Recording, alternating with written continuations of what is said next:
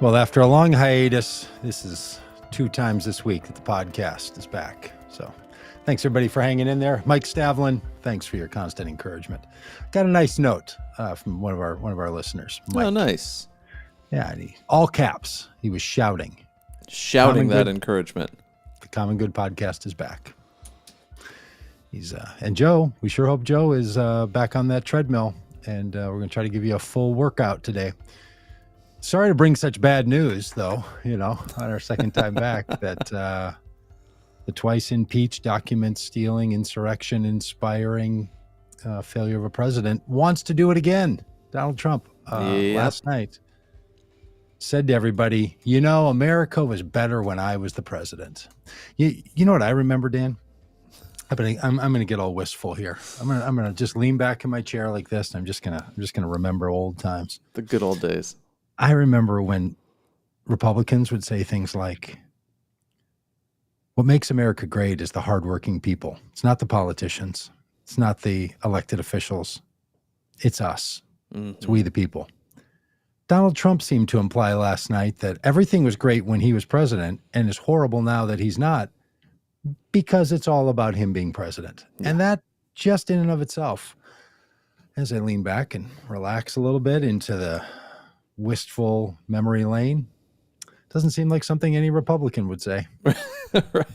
The bootstrappers, the kind of people that I do it for myself. I do my own work. I get the job done. I don't need the government. I'm not going to live in the nanny state. That crowd, right, standing out there with their cell phones that they didn't make, and we're holding them up and taking videos of the old man saying everything was great because I was around. You are helpless without me, is the message. Like, what? How have you even gotten along? Are any of you even eating? Are you bathing? Are you caring for yourself? Are you doing anything at all?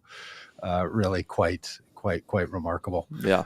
And again, the idea that this man, who while running for re-election as the sitting president of the United States, couldn't win, thinks maybe after I inspire an insurrection, am again impeached for my behavior as president, am under multiple investigations that will likely turn to indictments, when the company that I have been running as a scam operation for the last 30 years is in federal court today with the controller of the company admitting to their fraud and tax fraud, he thinks I should run again. I mean, it is narcissism on a level that is just incredible. It's shocking. I no longer have any fear that he could win the presidency like I did in 2016. I thought, man, what if we have to live with 8 years of this guy? Yeah. Now it's just like, oh, run, baby, run like the wind, Donnie. Get yourself on every ballot you can, so that it's a gift, really. I mean, just make those Republicans finally come to grips, finally have to deal with it, finally have to say to themselves, we have to put him away. We've got to just lock him out, or he's our candidate. And America again says, really, Republican Party? This is the guy again? You had all these other choices, and you went back to this guy. Yeah. Who was bad at his job the first time, and honestly did you happen to watch it? Did you watch it live? No, I caught some clips. Fox channel? No, I did not. Well, trying to watch my blood pressure. Dan watching Rob Ryersey, co-host of the watch party last night that we did, drink himself into a slither was well worth it. But it was also worth hearing the former failed presidential candidate say, the things we accomplished were things like China, the Middle East, the Abraham Accords. Honestly, I thought this guy was all about America first. I really thought he was going to come out and tell us about America. Mm-hmm. Here's a classic Trump line from last night: the American dream. You don't hear that word very often anymore. And then he said, "Oh, I mean 2 words. I don't want to be like Joe Biden. 2 words. You don't hear much about the American dream anymore." Like, really? You don't hear much about the American dream? think I hear about it every day. In fact, spend a little time down on the border that you try to put up a wall across. They'll tell you about the American dream. All those people trying to come in the country to, make a better life for themselves, make a better world for all of us. They'll tell you about the American dream. Guy literally says nobody talks about the American dream anymore. I'm not president any longer, and people don't even have a dream. The dream for died. America. The dream died. What does he say like he did for the American people? What do people say that he did for them? We should pull a clip of Huckabee's of Mike Huckabee, father of the soon-to-be governor of Arkansas, Sarah Huckabee Sanders, who I didn't honestly know if she was running to be governor or if she wanted to be the superintendent of her daddy's Sunday school. I honestly couldn't tell.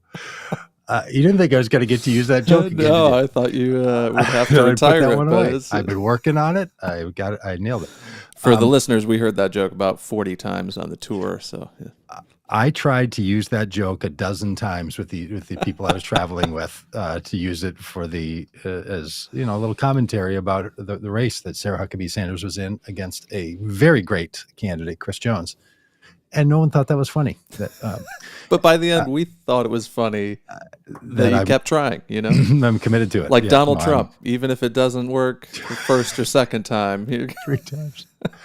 3 times. Mike Huckabee has a little bit that people are making fun of him from his radio show. He has a podcast or a radio show or something. And they take listener comments. People write in and they read them. And these comments were brutal about him. I mean, they were just like, mind your own business. Your daughter is a liar. She lied for the president, like just straightforward. And then he responds to them. It's really quite impressive. We should look at that. Some of our more positive and not so positive. Hey, Kev Joy, good to see you back. Kev Joe. Mike Huckabee went on this little rant about the stuff that Trump did. The things that he said were so great, I didn't think were great, but at least there was an argument to be made. Okay. And it was old school stuff. It was stuff like he got rid of, pick a number. I don't know what he said, 3 or 5 or 7 or 9. He got rid of X number of regulations for every new one that was put in. Okay, that's a classic libertarian Republican argument, right? That we want to deregulate our society. So that's the kind of thing that he talked about. Of course, they all talk about, the tax breaks that put $4,000 in your average American's bank account, which is just hilarious, right? It did the opposite of that. It did just absolutely no good. And then they were, he was talking about jobs, all the jobs that were created, that kind of stuff, which, you get credit for tax breaks. But outside of that, there's not a lot that you get to take credit from when it comes to a bustling economy, unless you somehow want to make an argument that the Trump administration did something to fundamentally change the economy. It's the hard work of the American people that we used to be told was the driving engine behind the economy, because the era of big government is over and we don't need the government to do anything but just get out of the way. And if they get out of the way, then everything will be fine. So apparently that's not the case anymore. But that kind of stuff, just classic Republican talking points, the kinds of things that you would expect someone to just say if they buy the Republican line.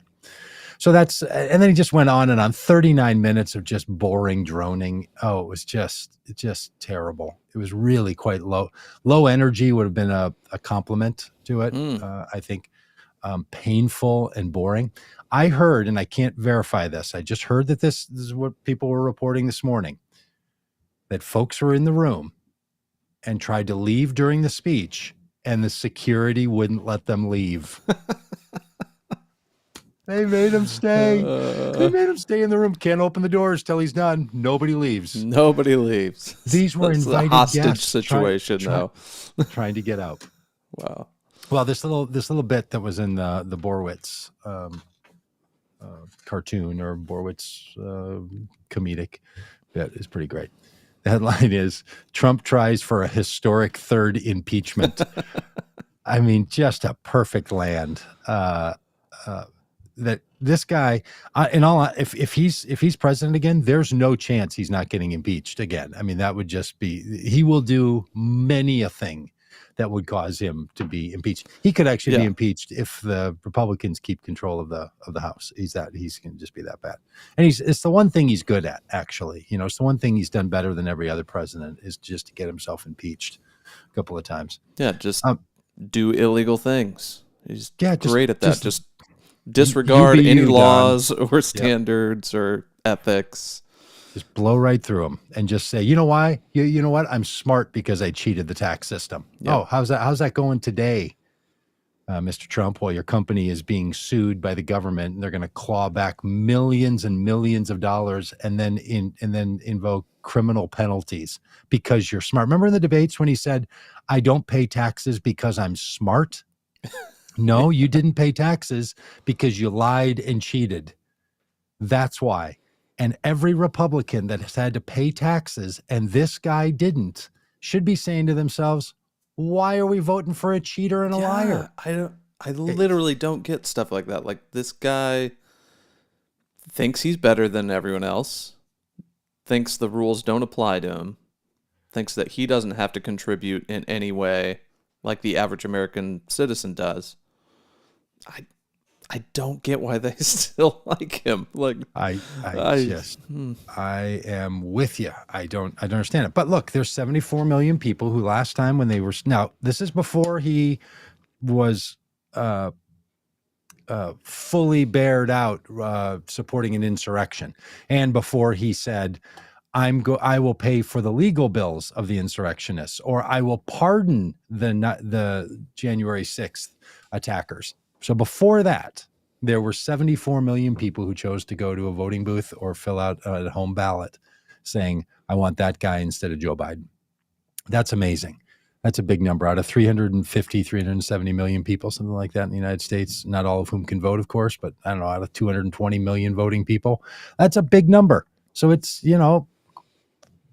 true as it is, he lost by millions of votes, but he's still got a lot of people to vote for him, more people than voted for any other sitting president before, because turnout was so high in that election. Mm-hmm. So he didn't get as many as the person who got the most votes ever, which is Joe Biden, from his basement. I mean, it's so easy to get votes. You can just sit in your basement and you'll get 84 million. I mean, I don't know why Trump thinks it's such a big deal. Why does he get all the accolades? To get his little bitty number, which isn't enough. Remember back when after the election, after the insurrection, and there was an impeachment, and then by the time they had the trial, Trump was out of office, and 7, I think, of the senators voted to convict, and the others, not to have enough for conviction, said, well, look, the reason is because he's out of office. He's already gone. It serves no purpose. The primary purpose is you never get to be president again if you commit such a dereliction of duty.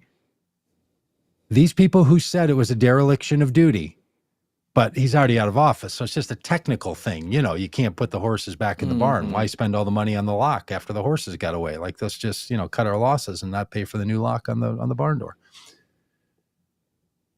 I wonder how many of those people who want to run for president themselves now are thinking, yeah, of course he was going to run again. Because remember back in those days on the 7th and the 9th and February 4th, people were like, this guy is so done.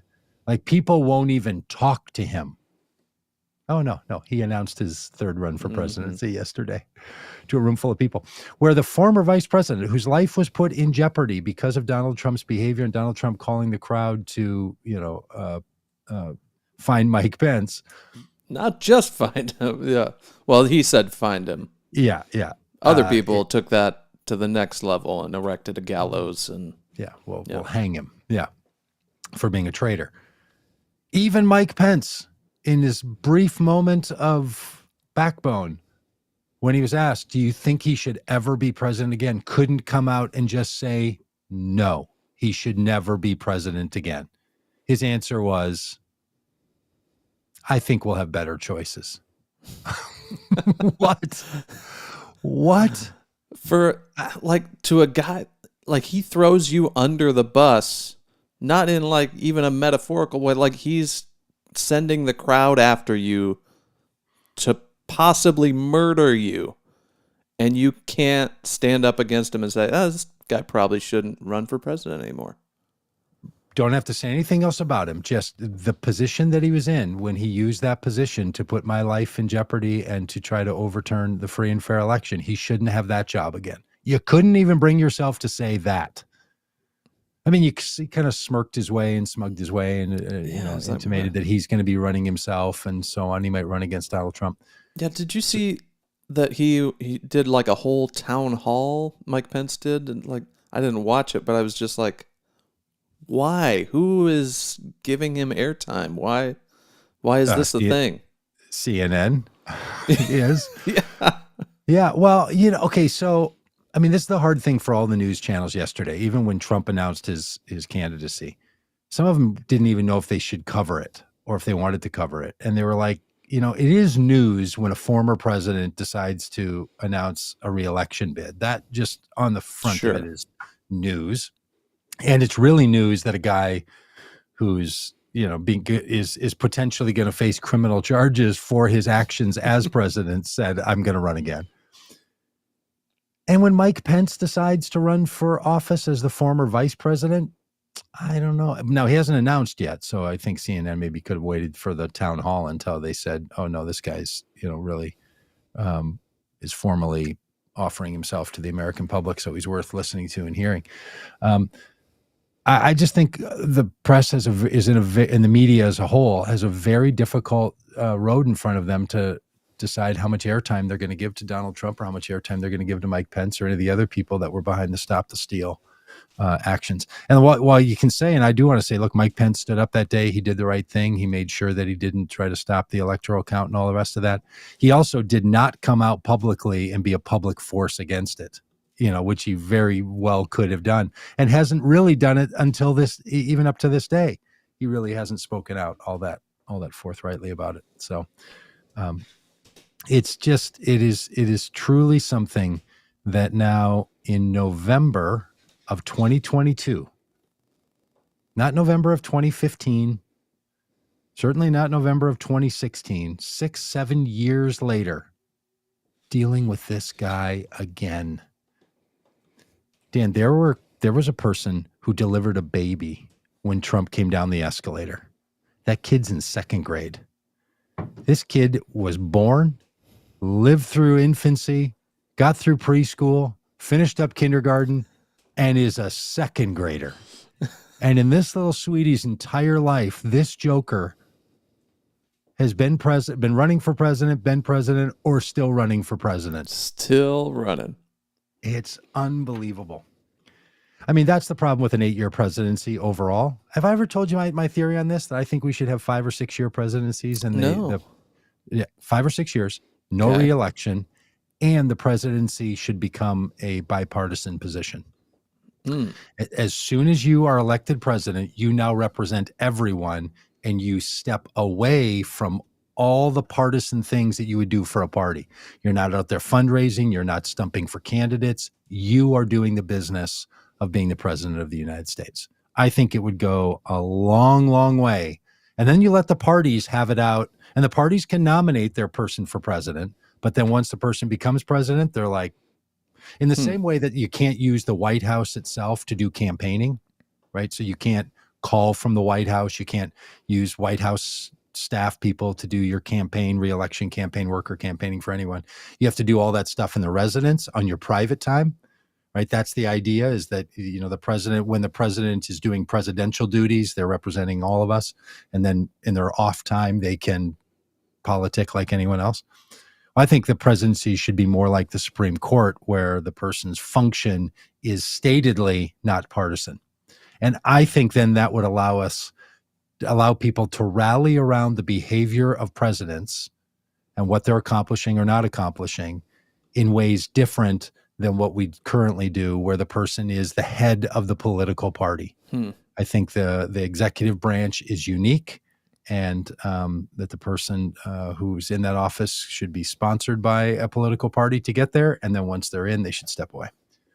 That's my theory. Interesting.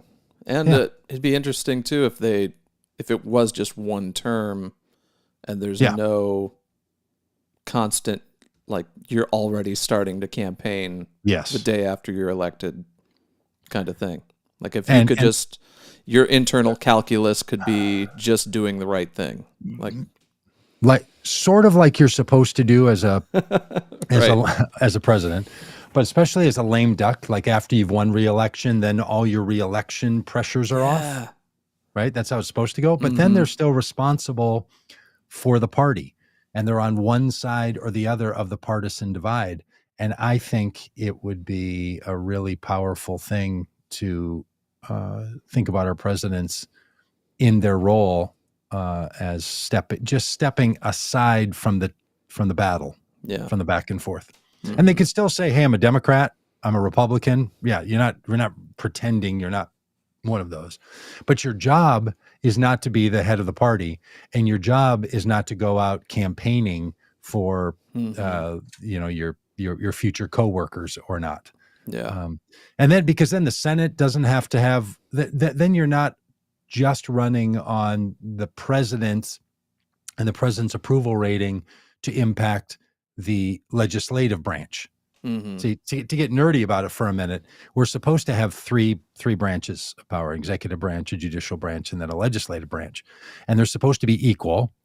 And they're supposed to sort of, snuggle in together like little nesting dolls, but they're not supposed to get all mixed up with each other. That's how it's supposed to go. But when the president is political, especially, then the president is on one hand bidding for the executive branch authorities and work, but is also working with only half of the Congress, or sometimes less than half of the Congress, as the one for whom they want to see the greatest level of success. I just think it confuses things in the country, turns everything political, and the politicization. The politicization is not always a problem, but it would be nice to have one position like the presidency, because it's the only one that everyone in the country gets to elect, and it's the only one whose jurisdiction really, or constituency, is everyone. So it just seems like, man, that would be a really nice feature. Yeah. Of course, Matthew points out, is SCOTUS really the best example of nonpartisanship right now? Well, thank you very much. See, that's Matthew. That's exactly what would happen. You'd get somebody, say you got somebody like Donald J. Trump. He would just blow through it, just skip it, wouldn't care, just like he did in the White House, where he used the White House. He literally ran their convention from the White House. Just violated all the norms, all the rules. Yeah, that's right. There would be an occasion where, but what we're all noticing, Matthew. Let me just think about this for a second. What you're noticing about the Supreme Court is that's not the way it's supposed to work. It's not right. They're supposed to not be so partisan like they are. The fact that we notice that tells us we can get back to something that might still be the proper approach to all this. So, yeah, I haven't brought that up in a couple of years. I've been just so fixated on trying to stop Donald Trump from ever being elected, or from ever being reelected, or now again reelected. That's the thing. There's so many other systemic fixes that need to happen, but we're just doing triage. We're just trying to keep the very bad people from doing very bad things. So can't even dig down and fix the underlying issues. Well, and then Connie brings up a good point here. You can throw this one up. Connie says, sure, the 6-year term instead of a 4-year term, and it's no reelection. But imagine the damage someone like Trump could do in 6 years. So that's a good point. Touche. That's a good point. I guess I should rethink this and say it's a 3-year term. And or I don't know, there's some scale by which the amount of votes you win by determines how long you get to be in office. There you go. That's the other thing. Hey, I've got one other fix while we're at this. While we're at the toolbox of what could fix our politics. Okay. When it comes to Congress, so both the House of Representatives and the Senate, we know this very clearly now because of what we're all paying attention to on the election. It's a 50% plus one gives you all the power of that branch of government. So the Senate, even if Raphael Warnock is not reelected, the Democrats will keep control of the Senate as long as the 50 senators continue to caucus with the Democrats, because it's 50%, 50-50, plus one vote, which comes from the vice president. So the Democrats are in control of the Senate, which means They set the agenda for everything. They determine who's on what committees, what bills are going to be taken up, what judges are going to be passed forward, all of it. They have full and total control of what happens in the Senate. Same thing at the House. If the Republicans do indeed get to 218 seats, which they might happen tonight or tomorrow when these counts come in from California, or the Democrats will squeak it out for 218, as has been for the last couple of years, the Democrats have been in charge. They've had total control of what goes on in the House of Representatives, what bills are going to be passed, what bills are going to be voted on, the committees, everything. It's all or nothing. So one whole part of our political system, it's been this way the last 2 years, the Republicans have had no leadership and no influence on anything going on because of X number of votes. And that's where the problem lies, I think. I think we should figure out some means by which both the House and the Senate is more proportional in its power by how many seats are held. So I'm not. So right now it's 100% goes to 50% plus one, right? So all the power goes to whichever side gets one. I'm not saying it should go 50-50, and then if you have 53 seats, in the House or in the Senate, you get 53%. I don't know. It's maybe 80% if you've got, but they got to have a little something for the other party to cause them to act better, to act more responsibly, to be more engaged. Because what we know is 50% of the voters voted for some of these people who then barely won. Or 48% or 49% of voters, probably a better way to say it, voted for people who then lost. So not only does it mean that a whole political parties in the House and the Senate don't have any control, don't have any input of what's going on, their votes kind of don't even matter. It's why there's the filibuster in the Senate, trying to make that a 60 vote margin instead of a 50 vote margin on certain things they're going to be voted on. But it means that 49% of the population sometimes feels unrepresented, right? So it's bad enough that your candidate lost. So for me, I'm really disappointed that certain Democrats lost their seats. But now it means the Democrats aren't going to have any control over decisions made in the House of Representatives for 2 years.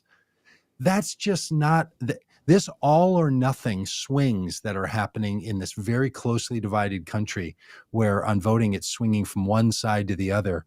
It's just too much consequence going into this. So little adjustments like this could be made to allow people to feel a bit more represented, even when their party doesn't have the 50% or greater margin. Yeah. I wonder too if there are more ways to incentivize working together, whether that's you end up with these massive bills where you have to get everybody on board, and there's a little something in there that no one's really comfortable with, but you got to pass this or else. And I know that if you just piecemeal everything, if you take all the little chunks and you vote on just funding for roads or whatever, right, that it leaves some important things unpassable or whatever. Yeah, all right. But how do you split the difference to where you're not, I feel like there's so much more common ground that we get at if it weren't just used as a bargaining chip. Yep. And even which bills are brought up for a vote. Yeah. So here's this other rule that happens in the House of Representatives. And if you kind of nerd around and watch too much cable television or read too many articles, you start to hear these phrases. It's often referred to as the Hassert rule. And this is a callback to a former Speaker of the House named Dennis Hassert. And he inserted this rule. And now it's just kind of become the thing that Nancy Pelosi has used and that Boehner used and others have used. And the Hassert rule says this: no bill will be brought before the House unless the entirety of that caucus wants the bill to be brought. Huh. So not only is it a 50%, like power goes to we're 50% plus one. So in this right now it's the Democrats. God forbid in a few weeks it could be the Republicans. If they keep the Hassert rule in place, it will mean that they can't even bring bills that say 30% of Republicans and 30% of Democrats would vote for, Mm-hmm. be 60% of the House, the bill can't be brought because you don't have the majority. It's either the majority or 100% of the House of Representatives supporting it. So you say to yourself, how do you build these, like, how do you build some other coalitions, right? Where there might be something like gun reform, or there might be something like immigration. Yeah. And you've got enough people on all the sides that could come together and make a deal, but they can't move it forward because the internal rules of the House of Representatives says you can't bring any bill that's not supported by the entirety of the caucus, because what they're trying to do is keep the very power in place that I'm suggesting needs to go away. Yeah. Right? By saying the other people get a little power, because you could always have some coalition. Somebody could be drumming around out of the 435 members of the House of Representatives and like, hey, what do we got to do to get like 218 of us, 219 of us in on this bill here? Could we whip up a deal? But instead, the rule is only the people who are in charge can put a bill forward. Mm-hmm. So there's all kinds of bills that would pass, that would do good things, that neither party can get forward because somebody in their caucus, it's Democrats now, it'll be Republicans perhaps in next month or 2 months, and those things will never even get a hearing. Now, So is this one of those real rules, like it's written down, or is this just the informal, like, we're not going to waste our time? That's why they call it the Hassert rule. Yeah. And it's like the Hatch Act, and these sometimes they're an act that it's actually, like there's a law. No, this is just a rule. This one's just, they could decide to do away with it. They started doing it, and at any point. Now, there's reasons why they like it. When Nancy Pelosi's challenged on this, she's like, look, what I'm doing is keeping our caucus together, and this is how you do it. And what we don't want is, I don't want to have to deal with all these other. But this is something that should be changed. And it's talked about, and it's in the House. That's sort of like the filibuster over in the Senate that people talk a lot about. The filibuster in the Senate, is the 60 vote. It's kind of the opposite of this, right? Some bills you have to get to 60 votes to be able to pass it, because someone can just stall out the voting on it by just saying, I'm calling a filibuster, and then that's just sort of it. We don't have 60 votes, and kind of demanding a 60 vote threshold, which the people who support it, the filibusters, say that's a really good thing to keep all the power from being just in the 50% hands. And that's what makes the Senate special and all their stuff about this. I think a lot of that stuff is nonsense, but that's the argument, is the filibuster is trying to make sure that anything that gets passed is going to have at least 60 votes behind it. Right? You're not going to do stuff that's just passing on a party line vote, because the Senate wants to see themselves as a more deliberative body that's above all that and sees itself in pretty different. But over in the House, they've got their same thing. It's, this thing that Hassard put in, where it was, okay, I'll keep my caucus together by making sure that only things pass that we all support. And we won't be fracturing our caucus by a bunch of you out there making, deals, because there's a bunch of these little caucuses that are together, the problem solvers caucus or something like this, where they've got 30 or 40 members from both political parties that are joining together and trying to put forth bills. And they're like, well, Hassert rule is going to keep that from happening. So if we end up with new leadership in the House, maybe Kevin McCarthy will do something about it. If we end up with new leadership in the House because it's the Democrats and Nancy Pelosi chooses not to run again for speaker, could be somebody else. And so these are kinds of, changes that you could see, right? You could make the presidency less political. You could make the legislature more accommodating to the minority, to the losers. And it's just gotten worse. All the partisanship has gotten worse because of structural decisions that have been made. When Mitch McConnell, when he was in the Senate, said to Barack Obama, "We're not putting forward any of your judges. That's just horrible. He shouldn't have the ability to do that. The head of the Senate shouldn't be able to stop the head of the executive branch. That's not the way it's supposed to work." But that's what they did. So there's all kinds of really bad shenanigans going on that could be structurally changed if we can't just swap out some of these candidates and elected officials and all. Yeah, for sure. But who's not thinking about any of this stuff? Donald J. Trump. That guy. If you said to Trump, what are the 5 ways you could maybe make things work better in the between the executive branch and the judicial branch, and the legislative branch, you think he'd know any of them? I don't think he'd have a single idea, honestly. No. No. Elect me. Just I'll put me in fix it. charge of all of it. Yeah. I'll fix it. Yeah. Hey, I wanted to get back to something you mentioned, how media, they're having trouble talking about Donald Trump. Like, what do we cover? What do we not cover? And it reminded me of this headline and then the first sentence of this story from NPR, where the first sentence is, Donald Trump, who tried to overthrow the results of the 2020 presidential election and inspired a deadly riot at the Capitol in a desperate attempt to keep himself in power, announced he is running again for president in 2024. And I just thought, wow, that is a strong opening line.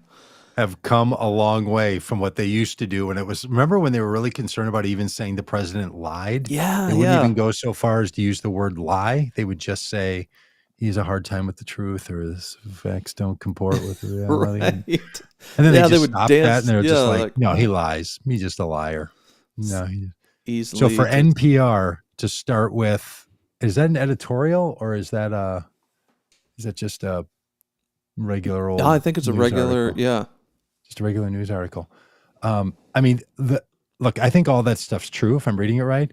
Who tried to overthrow the results of the 2020 presidential election. Yes, he did try to overturn the results, or overthrow is even stronger than overturn. And then it goes on, and he inspired a deadly riot at the Capitol. Yep, for sure he did. But those are things that, the media has not wanted to say. They Right. haven't wanted to land conclusions, moral conclusions on things like this. Mm-hmm. Announced that he again is running for president in 2024. I mean, just back to the emotional level of this guy, the risk he is under right now. If he is denied this nomination. Yeah, because there's a real chance that the Republican Party will say, you lost, bud. Nope. Hit the road. If they're smart, they'll do that. Yeah, if they're smart, they'll do it. They'll pull him off the mound and get somebody else in there, to borrow a baseball analogy from Mitt Romney. Yep. Do you think Trump is hoping that they will stop him from running so he can be the perpetual martyr? That's my theory. My theory all along has been that the way this is all going to end with these indictments is that Trump's going to have a plea bargain. It's going to keep him out of jail, but it's going to mean that he can never again serve in public office. And then he will say, I was running for president and they stopped me.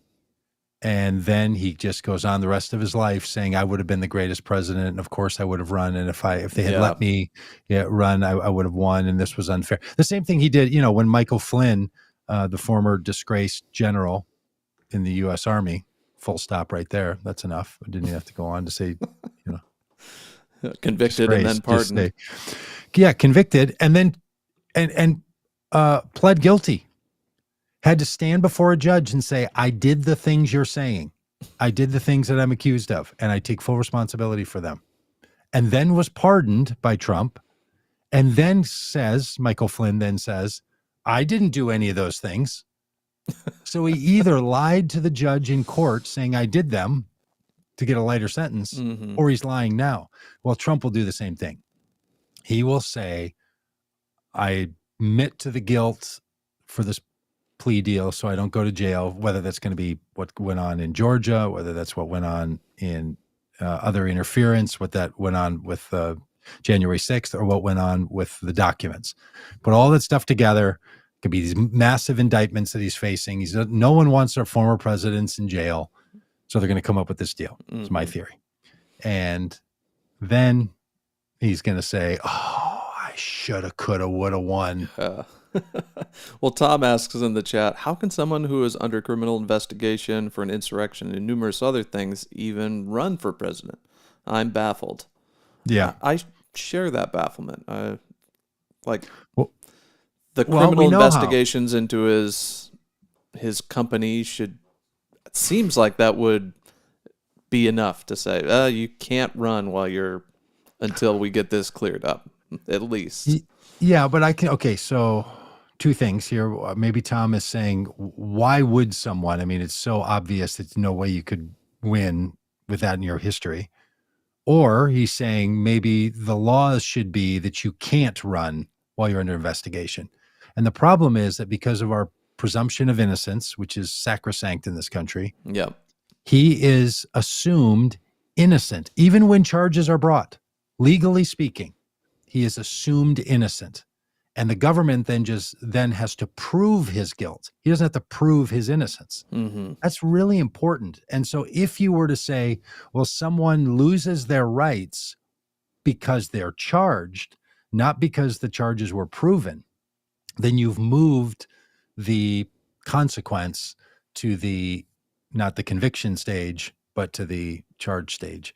So we can't have someone not be able to run while they're under investigation, because investigations need to be free to investigate, and then they can bring charges. And then when charges are brought, then the person goes through all the due process, and a jury or judge will then determine the guilt of the person. And at that point, they lose their rights. They can't lose their rights at any point before. Now, this is important not just for Trump. This is a thing that happens to a lot of people. Do you know there's some states where it's still legal to not hire someone or to fire someone from a job if they've been arrested? Not if they've been convicted. No. If they've been arrested. Wow. In Minneapolis, where I live, it's legal this was true 7 or 8 years ago. Something may have changed. I don't know. When I was a landlord, it was legal for me to have in my lease that if you're arrested on our property, if the police come to this property that you're renting and you're arrested, you can be evicted. For being arrested, not for being proven guilty of anything. Mm-hmm. I mean, I don't think we should have laws where you can't rent, it's excusable to not rent to somebody because they have a felony either. But this isn't even you've been convicted. This is just you're charged, or you were not even charged, just arrested, picked up by the police. Yeah. So there are a number of jobs that people can lose and people scour like police reports. And if they find the person was arrested by the police, even if they were let go, it can be terms of for being dismissed. Well, we shouldn't have that, by the way. If that happens in your state, or if you don't know and you can find out, talk to people who make laws about whatever it is, whether it's job laws or housing laws or and any other kinds of laws. That shouldn't be the case, right? People are innocent. Look, legally speaking, Donald Trump is innocent of all the crimes that he's committed. We know that he's guilty, and he is guilty, and he did them. And a political party isn't forced to make him their nominee for president. That's true. They don't have to, just because he offered. You really himself don't. up. You can step away. Yeah. Hey, I think so. Obviously, he's the first president to run. To lose and then run again. Is that true, or aren't they saying has there he only would be been the one second to serve non-consecutive? That's right. Yeah, he's the terms second. if he won. Yeah, the first one since Grover Cleveland or something, right? Is that right? Is that who it was? I don't know. I'll have to Google it. Yeah, you know whose name's not going to be forgotten. Donald Trump. There's not going to be somebody 70 years from now. It'll be like, was that Nixon or Trump? No, they're going to remember who it was. I think I know that whoever it was, Grover Cleveland, I think. No, Grover Cleveland. Yeah. Okay, Grover Cleveland was the first one to win re-election. But did any other president try to run? Get their proverbial, electoral ass handed to them, and then say, I didn't lose. I'm going to run again. And again, why would a person run again if you think the system is corrupt and built? I mean, if you think the Democrats made a corrupt system to keep you from being reelected last time, imagine what they've been doing the last 2.5 years while they've been unleashing all the horror on America that you've been talking about. How do you figure it's any better there, Don?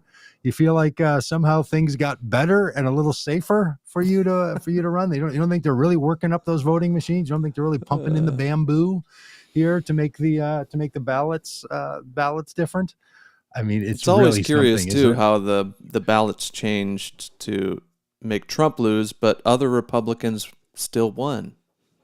Yes. Same ballots. Curious. Well, what I've heard recently from some friends who I brought that up to, they say, well, that proves our point. So their point is there's no way they split ticketed these people. There's no way they voted for a Republican for the House and for Senate and then didn't vote for Trump. So that's how we know they just changed the votes for Trump. Wow. Like the thing that we're all like, there's no way they did that ballot thing. They're like, no, that's the proof that they did the ballot. I mean, really, it's tricky, isn't it? Yeah, some you're gymnastics.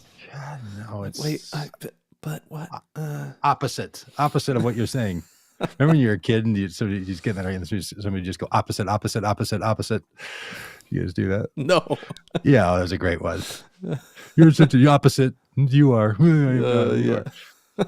But that is the Republican Party. I know you are, but what am I? Like, just pure projection, like defensive about crimes they are currently committing. And I was talking with a friend of mine about all things political and all this stuff, and he watches a lot of Fox News and listens to a lot of Joe Rogan and stuff. So he's just got a steady pipeline of stuff that's conspiracy theory, right wing nonsense. And so he was talking about like the number of trans people that there are in the country and all this. So we had a long conversation about people that are trans and experiences that we've both had and people that we know together who have transitioned and just kind of talking about that whole thing. And then he said, and what about the kids and the declaring themselves not to be humans, but to be dogs and cats, and then the schools having to accommodate them? And I was like, what? I said, I have zero time. That's not real. The most faint memory of something like that. Somebody said something about a school around here. And then I saw on Chris Hayes' show on MSNBC last night, they did a little bit about the person running for Senate, I think up in like Vermont or something, was one of these people that raised this idea that children are identifying as cats, and so schools installed litter boxes. Yeah, that's not true. Not a thing. No. 100% totally not true. The 17 different people running for Senate raised it. It's just incredible.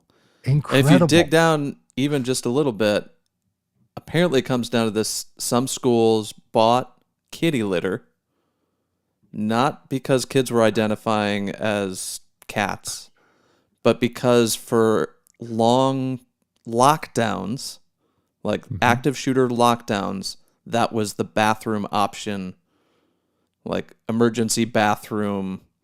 Oh my goodness. If you're locked in your classroom for 4 hours, that was the potential solution, to have kitty litter.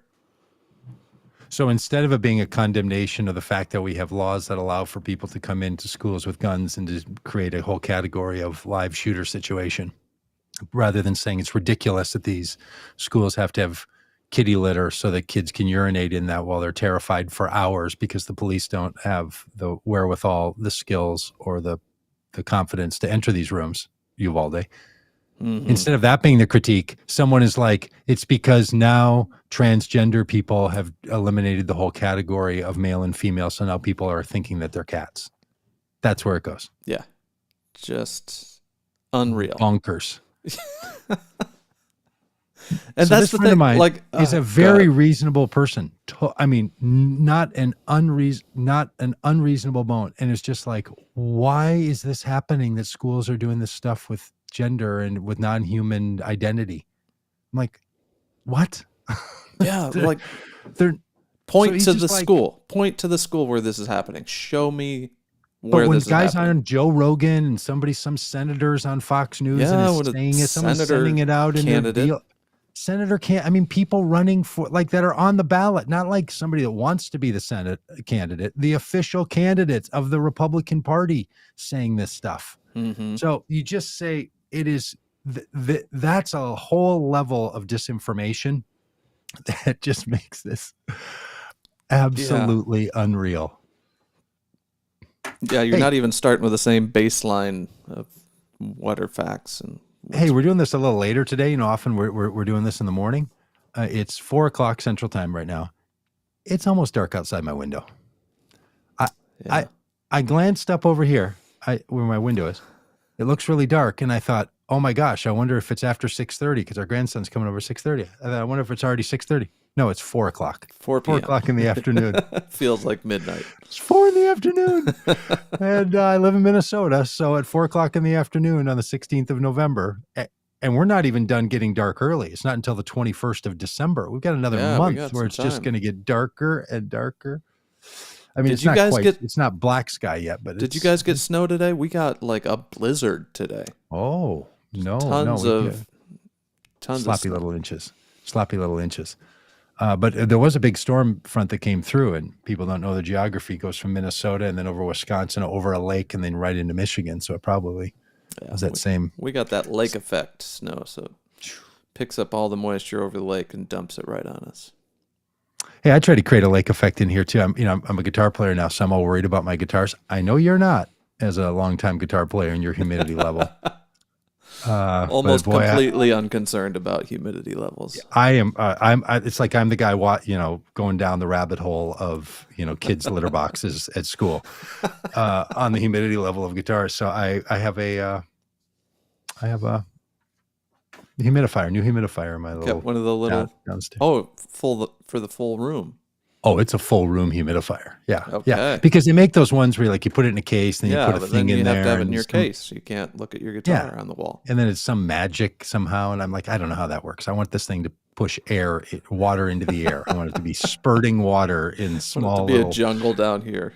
Yeah. So in coming weeks, if it's just dripping with 60-degree humidity in here, I want this thing to be just like we go to those guitar stores and you walk into that special room and it's just like, whoa, wow, they got this humidity up in here.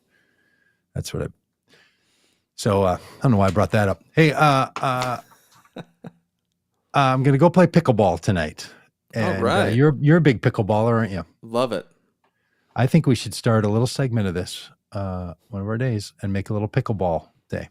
And say to all of our people, say to Gar and Tom, and I'm going to go through the list of Zoe and Connie and Matthew Kathleen and Joy and JoJo. Oh, such a great name. I have a good friend named JoJo. Sheila, all of you. If you're not Kev Joe, if you're not yet playing Kayla, Rich, if you're not yet playing pickleball, sweeping the nation. It's the next big thing. I think we should start a little, little pickleball segment. Maybe just a little, little bit with some tips and some stories. There we go. And I was looking it up on the website for this club by my house where they've added pickleball courts to this health club because it's sweeping the nation, and they have a picture, like a header, like they have an old classic website, big picture across the top, and then it says pickleball and Lifetime Pickleball and all this. And there's 4 people in it. You can see the heads of 3 of them, and they are all gray-haired people. Because it's a lifetime sport. I really feel at home. Yeah, you can play this one all you want. So if you're not very athletic, I think this is your sport. Pickleball. Yeah, it's like tennis, but on a ping pong size paddle. It's like with a bigger ball. Yeah, and no table. It's like ping pong and tennis combined. No table, but smaller court, smaller paddles. And a wiffle ball is roughly the kind of ball it is. One of those, if you know, wiffle ball is plastic balls with the holes in them, often yellow for whatever reason. And and then you play like you're playing tennis with some adapted rules to make it even more fun. And so it's kind of like racquetball. It feels, ping pong or racquetball. I guess that thing feels a little in between, but awfully fun. Do you know where the name pickleball came from? Do you know how it's called? The guy's, the inventor's dog, right? Like that's what I heard. Yeah. Who knows if that's real or if the internet told me the that. dog loved the game. Some of these people just made it up. They're like, we got a small little spot out here. Let's make up a game, and we'll use maybe it's even ping pong paddles and a wiffle ball, and let's just make up another game. It's it's not all the time when new games are made. Yeah, especially new sports. New sports that stick. Yeah. Yeah, like what's the ultimate frisbee? That's one of those that in the last 30 years or 40 years is new and is caught on and is a real thing. But most sports, they've been around, I don't know. There was a period of time when we made up sports and now we don't. I don't know when I don't know why that all stopped. But pickleball is like one of those. that now people are professionals and all, but it's just adorable that it's not named after the ball. It's not named after an activity. I mean, think about how It is sports not are a named. pickle-shaped ball. No, that's true. It's a sphere. I didn't even think about that. There's absolutely no pickles involved in this game at all. No pickles were harmed in the making of this game. I thought it was maybe pickleball because of like Oh, you get put in a pickle? Pickle in the middle. You play that game? Like yeah. But that doesn't make sense. I don't. Yeah, whatever. I mean, but I've been confused about football is not the game that you use your foot in America. So it's like, and baseball, it's like the least important part of football is the kicking. Yeah, and basketball is a pretty clear one. Where the ball is named. But then you get into rugby and you get into hockey, and I don't know. They're not descriptive of anything. Well, pickleball is just adorable because it's named after like the dog who enjoyed watching the ball. And if that, I bring all that up to say, if that doesn't tell you enough about this game and this sport, it's just that kind of cute fun. Get on board. But there's people that are professionals at it. So, I was watching some professional pickleball the other day. It was intense. Really? I guess like LeBron James just bought either the whole league or a part of the league, like the pickleball league. Really? Like these big name professional sports guys are investing in pickleball. Huh. Well, and Tom says that they're considering putting courts in their church parking lot. Tom, I'm just saying, you got 2 votes here, my man. You create a pickleball space for people to come play pickleball, and that's that's similar to putting in a daycare into your school, into your church, if you really want to reach the older crowd. And I know younger people play it too, but you know who loves it? The silver hairs. They just love it. And you know who's got time in the middle of the day? And you know who has big bank accounts? The silver hairs. That's a great idea. Yeah. You should start pickleball leagues in your church parking lot. And well, hey, not easy to enough. End our incredible pickleball conversation, but tomorrow we've got a special guest. Wow. Yes, we should have been pumping this from the beginning.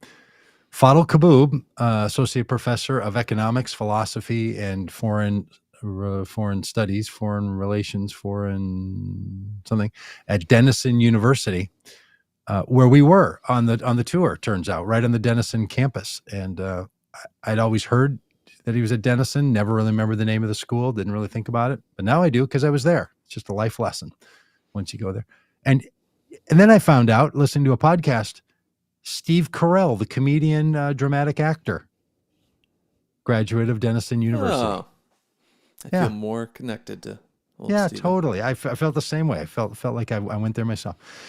So anyway, Fadl Kaboub, professor at that school where Steve Carell went to college, and that we visited. Not really the point of Fadl at all, but Fadl Kaboub is going to come and talk about his expertise in inflation, what it is, how it got here, what we're supposed to be doing about it. Still so much misinformation going on about inflation. So get ready to have your mind blown and your heart filled with hope. Yeah. Hey, we're watching a TV show too with Denison college grad Steve Carell. It's on Hulu, produced by FX. It's called The Patient. Oh, I've seen the previews. It looks pretty good. Holy moly. Okay, first of all, they're short episodes, 22 minutes, 23 minutes, like sitcom length. Yeah. But it's a drama. Mm-hmm. Just pause for a minute on that. How come our dramas are always 60 minutes and our sitcoms are always 30 minutes? I mean, I'm saying sitcoms should be an hour. Other than Curb Your Enthusiasm, most of them don't warrant it.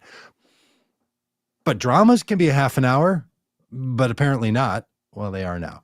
So it's really great. You can get a couple of them in a sitting and feel like you're really getting somewhere. Yeah. So we're in episode 5 of a 10 series of a 10 episode season. Nice. And I don't know if there'll be another one. It's intense.